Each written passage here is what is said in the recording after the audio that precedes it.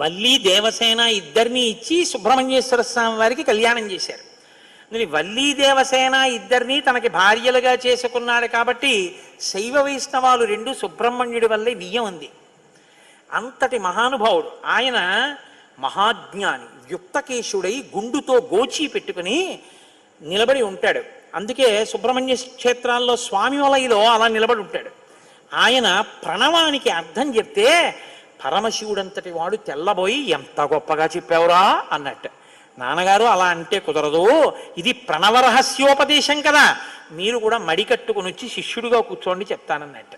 ఒరే ఎంత బాగా చెప్పావురా అని వచ్చి కూర్చుని విన్నట్ట. శివుడంతటి వాడు ఇంత బాగా చెప్పగలిగిన కొడుకు పుట్టాలని కదా కోరుకున్నాడు. ఆత్మాదిచ్చేత్ పుత్రాదిచ్చేత్ పరాజయం. తండ్రి గారికి ఆ కోరిక తీరిందటువంటి బ్రహ్మజ్ఞాని పుట్టాడు. ఆయనే తరువాతి కాలంలో కేవలం పాలు తాగి పెద్దవాడైపోయాడు అంతే. అయిపోగా